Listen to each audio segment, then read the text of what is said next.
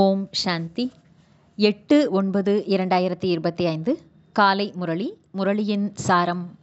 பாபா சொல்றார், இனிமையான குழந்தைகளே, புண்ணிய ஆத்மாவாக ஆவதற்காக எவ்வளவு முடியுமோ அவ்வளவு நல்ல காரியங்கள் செய்யுங்கள். அனைத்து வகையான சேவை செய்யக்கூடிய ஆல்ரவுண்டர் ஆகுங்கள். தெய்வீக குணங்களை தாரணை செய்யுங்கள். கேள்வி: எத்தகைய முயற்சி செய்வதன் மூலம் குழந்தைகளாகிய நீங்கள் பல கோடி மடங்கு செல்வந்தர்களாக ஆகிறீர்கள்?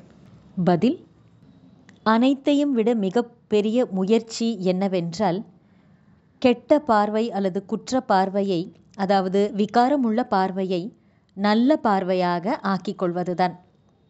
கண்கள்தான் அதிகமாக ஏமாற்றுகின்றன. கண்களை குற்றமற்றதாக ஆக்குவதற்காக தந்தை யுக்தி கூறியிருக்கின்றார். குழந்தைகளே, ஆன்மீக பார்வையுடன் பாருங்கள். தேகத்தை பார்க்காதீர்கள். நான் ஆத்மா என்ற பயிற்சியை உறுதி செய்யுங்கள். இந்த முயற்சியின் மூலம்தான் நீங்கள் ஜென்ம ஜென்மங்களுக்கு செல்வந்தராக, பல கோடி மடங்கு செல்வந்தராக ஆகிவிடுவீர்கள். பாடல்: பொறுமையாயிரு மனிதனே. ஓம் சாந்தி. இவ்வாறு கூறியது யார்? சிவபாபா சரீரத்தின் மூலம், அதாவது பிரம்மாவின் சரீரத்தின் மூலம் கூறுகின்றார். எந்த ஆத்மாவும் சரீரம் இன்றி பேச முடியாது. தந்தையும் சரீரத்தில் பிரவேசம் செய்து ஆத்மாக்களுக்கு புரிய வைக்கின்றார்.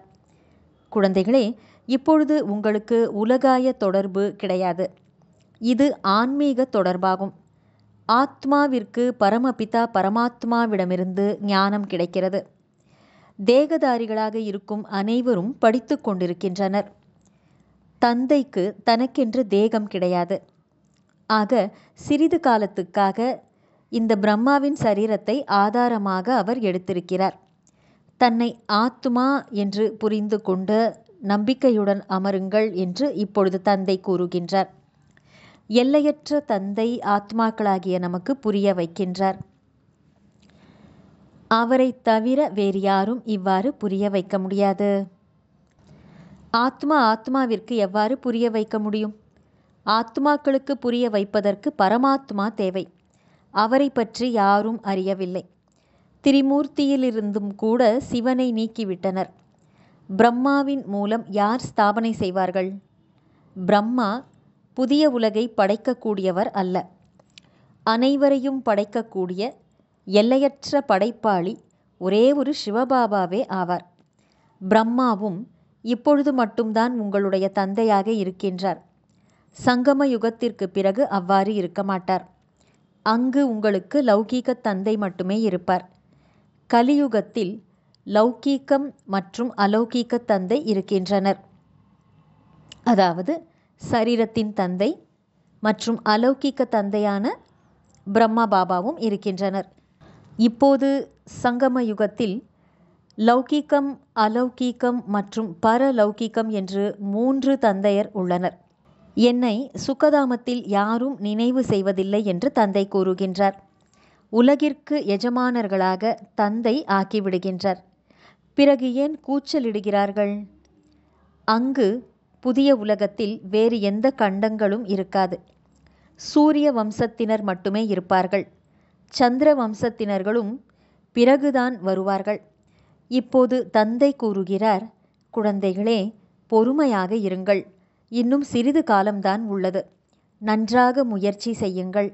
தெய்வீக குணங்களை தனக்குள் தாரணை செய்யவில்லை, கடைபிடிக்கவில்லை என்றால் பதவியும் குறைந்துவிடும். இது மிகப்பெரிய லாட்டரி ஆகும். வக்கீல் மற்றும் சர்ஜன் போல ஆவதும் லாட்டரி தான் அல்லவா? அதிகம் சம்பாதிக்கின்றனர். பலர் மீது அதிகாரம் செலுத்துகின்றனர். யார் நன்றாக படித்து கற்பிக்கிறார்களோ அவர்கள் உயர்ந்த பதவி அடைவார்கள். தந்தையை நினைவு செய்வதன் மூலம் விகர்மங்கள் விநாசமாகும். தந்தையையும் அடிக்கடி மறந்து விடுகிறீர்கள். மாயை நினைவை மறக்க வைத்து விடுகிறது. ஞானத்தை மறக்க வைப்பதில்லை. சுய முன்னேற்றம் செய்ய வேண்டுமென்றால் சார்ட்டு வையுங்கள் என்று தந்தை கூறவும் செய்கின்றார். முழு நாளும் எந்த பாவமும் செய்யவில்லைதானே என்று சோதித்து பார்க்க வேண்டும். இல்லையெனில் 100 மடங்கு பாவம் ஆகிவிடும். யக்ஞத்தை பாதுகாப்பவர் இங்கு அமர்ந்திருக்கின்றார். அவரது கட்டளைப்படி செய்யுங்கள். அவர் எங்கு அமரச் செய்தாலும் என்ன சாப்பிடக் கொடுத்தாலும் சரிதானே என்று கூறுகிறீர்கள். ஆக மற்ற ஆசைகளையும் கூட விட்டுவிட வேண்டும். இல்லையெனில் பாவம் ஏற்பட்டு கொண்டே இருக்கும். ஆத்மா எப்படி தூய்மையானதாக ஆகும்? யக்ஞத்தில் எந்த பாவ காரியமும் செய்யக்கூடாது. இங்கு நீங்கள் புண்ணிய ஆத்மாவாக ஆகிறீர்கள். திருடுவது, ஏமாற்றுவது போன்றவை பாவம் அல்லவா? மாயை பிரவேசமாகிறது. யோகத்திலும் இருக்க முடியாது. ஞானத்தையும் தாரணை செய்ய முடியாது.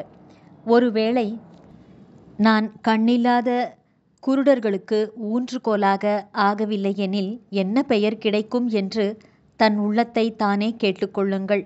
குருடன் என்றுதான் கூறலாமல்லவா? திருதராஷ்டிரரின் குழந்தை என்று இந்த நேரத்தை பற்றித்தான் பாடப்பட்டுள்ளது.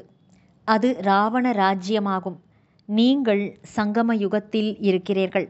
ராமராஜ்யத்தில் சுகமடையக்கூடியவர்கள் இருப்பார்கள். பரமபிதா பரமாத்மா எவ்வாறு சுகம் அளிக்கின்றார் என்பது யாருடைய புத்தியிலும் தெரிவதில்லை. எவ்வளவுதான் நல்ல முறையில் புரிய வைத்தாலும் புத்தியில் அமர்வதில்லை. தன்னை ஆத்மா என்று புரிந்து கொண்டால்தான் பரமாத்மாவின் ஞானத்தையும் புரிந்து கொள்ள முடியும். நல்லது. தாரணைக்கான முக்கியமான சாரம். 1. புண்ணிய ஆத்மாவாக ஆவதற்காக மற்ற அனைத்து ஆசைகளையும் விட்டுவிட்டு பாபா என்ன சாப்பிடக் கொடுத்தாலும் எங்கு அமரச் சொன்னாலும் சரிதான், எந்த பாவ காரியமும் செய்யக்கூடாது. இதை உறுதி செய்து கொள்ள வேண்டும். 2. ஈஸ்வரிய லாட்டரியை அடைவதற்காக ஆன்மீக சேவையிலே ஈடுபட வேண்டும். ஞானத்தை தாரணை செய்து மற்றவர்களுக்கும் செய்விக்க வேண்டும். நல்ல மதிப்பெண்கள் பெறுவதற்காக எந்த காரியம் செய்தாலும் தந்தையின் நினைவில் இருந்தபடி செய்ய வேண்டும். வரதானம். மாயை மற்றும் இயற்கையை தாசியாக, அதாவது சேவகனாக மாற்றக்கூடிய சதா ஸ்நேகி, சதா அன்புள்ளவர் ஆகுக. மாயை மற்றும் இயற்கையை சேவகனாக மாற்றக்கூடிய சதா அன்புள்ளவர் ஆகுக. விளக்கம். எந்த குழந்தைகள் சதா சிநேகியாக இருப்பார்களோ அவர்கள் அன்பிலே மூழ்கி இருக்கின்ற காரணத்தினால் கடினமான உழைப்பிலிருந்து சதா தப்பித்திருப்பார்கள். அவர்களுக்கு முன்பு மாயை மற்றும் இயற்கை இரண்டுமே இப்போதிலிருந்தே சேவகனாகி விடுகிறது. அதாவது சதா சிநேகியாக அன்பிலே இருக்கின்ற ஆத்மா எஜமானராகி விடுகின்றார். மாயையும் இயற்கையும் சதா அன்புள்ளவரின் நேரத்தையும் எண்ணத்தையும் தன் வசம் ஈர்க்கும் தைரியம் இழந்து விடுகின்றது. அவர்களுடைய ஒவ்வொரு நேரமும் எண்ணமும் பாபாவின் நினைவு மற்றும் சேவையின் பொருட்டே அமையும். ஸ்நேகி ஆத்மாக்களின் மனோநிலையின் மகிமையே ஒரு தந்தையை தவிர வேறெவரும் இல்லை, தந்தையே உலகம் என்று பாடப்பட்டுள்ளது. அவர்கள் எண்ணத்தினாலும் அடிமையாவதில்லை. ஸ்லோகன். ஞானம் நிறைந்தவர் ஆகிவிடுங்கள். அப்போது பிரச்சனைகள் கூட பொழுதுபோக்காக, கேளிக்கையாக, ஒரு விளையாட்டாக அனுபவம் ஆகும். நல்லது. இனிமையிலும் இனிமையான, வெகு காலம் கழித்து காணாமல் போய் மீண்டும் தேடி கண்டெடுக்கப்பட்டுள்ள செல்லமான குழந்தைகளுக்கு தாயும் தந்தையுமான பாப்தாதாவின் அன்பான நினைவுகள் மற்றும் காலை வணக்கம். ஆன்மீக குழந்தைகளுக்கு ஆன்மீக தந்தையின் நமஸ்காரம். ஆன்மீக தந்தைக்கு ஆன்மீக குழந்தைகளின் நமஸ்காரம். அவ்யக்த சமிக்கை. இப்போது ஈடுபாடு என்ற அக்னியை மூட்டி யோகத்தை ஜுவாலாரூபம் ஆக்குங்கள்.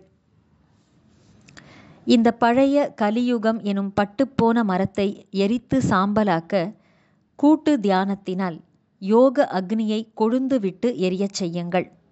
ஆனால் நினைவு எனும் இணைப்பு சதா இணைந்திருந்தால்தான் அது ஜுவாலை ரூபம் ஆகும். மாறாக இணைப்பு அடிக்கடி துண்டிக்கப்பட்டால் அதை இணைப்பதிலேயே நேரமும் விரயமாகும், உழைப்பும் அதிகமாகும். சக்திசாலியாக ஆவதற்கு பதிலாக பலவீனம் அடைந்து விடுவீர்கள். நல்லது. ஓம் சாந்தி.